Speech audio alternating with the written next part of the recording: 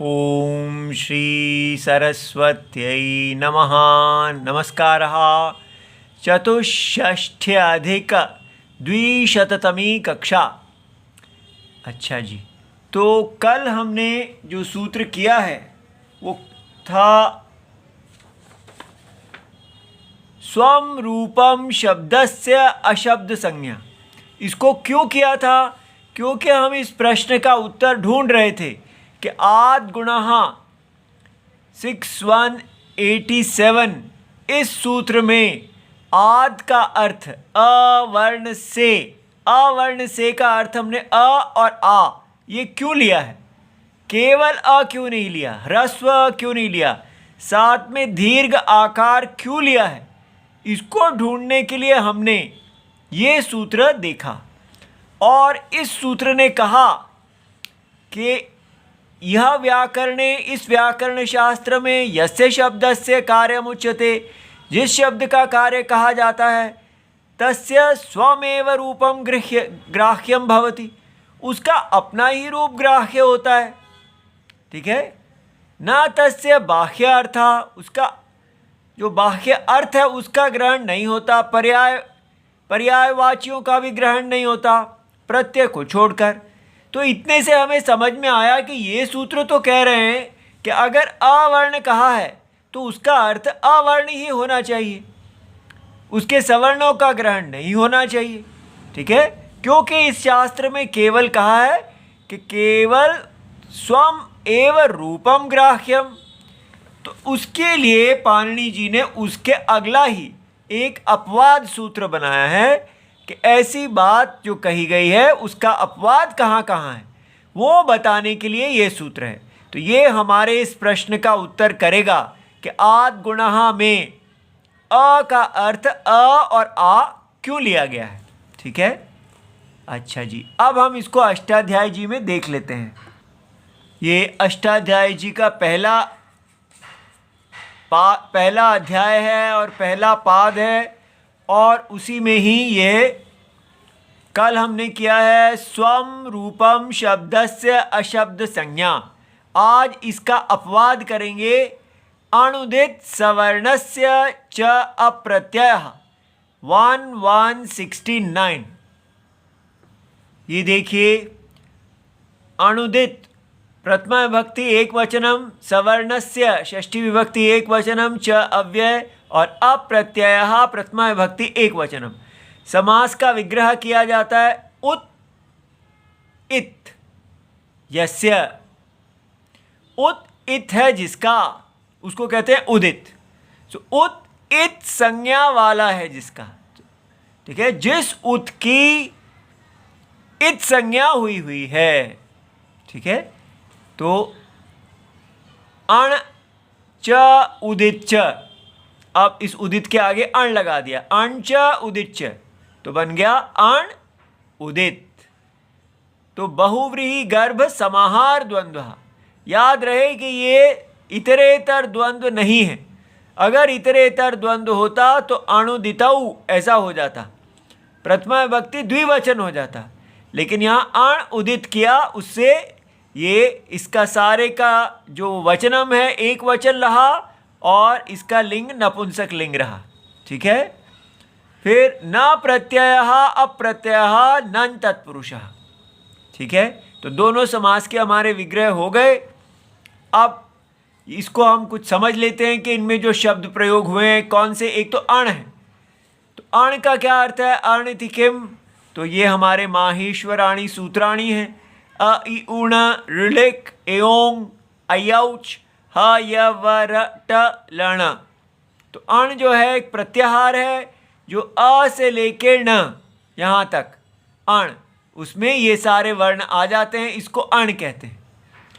तो कहा गया परेण नकारेण प्रत्याहार ग्रहणम। तो एक पूर्व नकार है और ये पर नकार है, लेकिन यहाँ पर नकार के द्वारा ही प्रत्यग्रहार का ग्रहण करना है और पूर्व नकार न तो पूर्वेण नकारेण। ठीक है, अच्छा जी, अब उदित इति किम, तो उदित जो है वो उत इत हो, तो ये कु चू टू तू और पू, ये जो प्रत्याहार हैं इसमें ऊ जो है इत है, ठीक है। तो और ऊ के बाद त उत, उत जो लगा है यहाँ हमने कहा उच्च इच्च, ये त जो है ये तपर कर्णम है, इसके लिए भी सूत्र करेंगे। जिसके अंत में त लगा हो तो वो केवल उसी के वर्ण का ग्रहण कराता है, अपने सवर्ण का ग्रहण नहीं कराता। तो उत का मतलब केवल ह्रस्व उ, ठीक है। तो जहाँ पर ये इस प्रकार क उ इसका है तो ये उ कु का मतलब है क और उ अनुनासिक। तो ये उ अनुनासिक जो है उपदेशे अज अनुनासिक इत 132, ये सूत्र कहते हैं कि उपदेश में जो भी अच स्वर जो है अनुनासिक होता है उसकी इत संज्ञा हो जाती है। तो यहाँ पर इस अनुनासिक की इत संज्ञा है। तो ये जो ऊ है ये इत संज्ञा वाला ऊ है, ठीक है। तो उदित, तो इसमें उदित माने कु चू टू, इन सब कु अगर कहेंगे तो इसका अर्थ क ख ग घ ङ, ये सूत्र ऐसा कह रहे हैं, ऐसा होगा, ये हम देखेंगे। आगे है सवर्ण इति किम, तो तुल्य आस्य प्रयत्नम सवर्णम, हर एक में एक और सूत्र आ रहा है। ऐसा एक सूत्र है कि जहाँ पर आस्य और प्रयत्न तुल्य हो जिन वर्णों का, उनको सवर्ण कहते हैं। तो आस्य क्या होता है, तालु आदि स्थानम, तो तालु मूर्धा और कंठ दंत्य ओष्ठ ये स्थान जो है मुख में, ये सारे आस्य कहलाते हैं। और प्रयत्नम होता है स्पृष्ट, ये स्पृष्ट प्रयत्न है, जिह्वा स्पर्श कर रही है नहीं कर रही है, ये वर्ण के गुण हैं। तो ये जब ये सूत्र करेंगे तो हमें समझ में आएगा। तो ऐसे वर्ण जिनका आस्य और प्रयत्न समान होता है उनको सवर्ण कहते हैं। तो अण प्रत्यय, ये वृत्ति अण प्रत्याहार गृह्यमाणे, जब किसी सूत्र में अण प्रत्याहार ग्रहण किया गया होने पर, तो उदित च और उदित का ग्रहण किया गया हो तो सवर्णा नाम ग्राहको भवति, वो अपने सवर्णों का ग्राहक होता है। स्वस्य च रूपस्य, अपने रूप का भी ग्राहक होता है। तो प्रत्ययम वर्जयित्वा, प्रत्यय को छोड़कर, जैसे ये देखिए यथा आद गुण आ गया हमारा सूत्र, यहाँ सूत्र में गृह्यमाणम अवर्ण है, ठीक है, आद लिखा है तो अण प्रत्यय के अंतर्गत है। तो इसके कारण अवर्ण जो है उसका वो अपना भी ग्राहक होगा और अपने सवर्णों का भी ग्राहक होगा। तो अवर्ण क्या है, ह्रस्व दीर्घ प्लुत, ये 3 अवर्ण होते हैं और इनका अनुनासिक, सानुनासिक और निरनुनासिक, नाक से उच्चारण किया गया, नाक से नहीं उच्चारण किया गया, और उदात्त, अनुदात्त और स्वरित 3 भेद होते हैं। इस प्रकार और ये 18 अष्टादश की संख्या हो जाएंगी। जब अवर्ण कहा जाएगा तो इसका अर्थ होगा 18 अ, लेकिन यहाँ पर केवल आद गुणा में अ और आ लिया गया क्योंकि वही जो है उनका प्रसंग है हमारी संधि में, ठीक है। तो हमारे प्रश्न का उत्तर आ गया। अब उदित खलु अपि, उदित जो है चूटू ऐसा सूत्र है, वहाँ पर आप चवर्ग और टवर्ग का ग्रहण करेंगे क्योंकि वर्ग्यः वर्ग्यो वर्गेण सवर्णः, अपने अपने वर्गों में होने वाले वर्ण परस्पर सवर्ण होते हैं। तो जब हम ये सवर्ण का सूत्र करेंगे तब ये ज़्यादा अच्छा समझ में आएगा।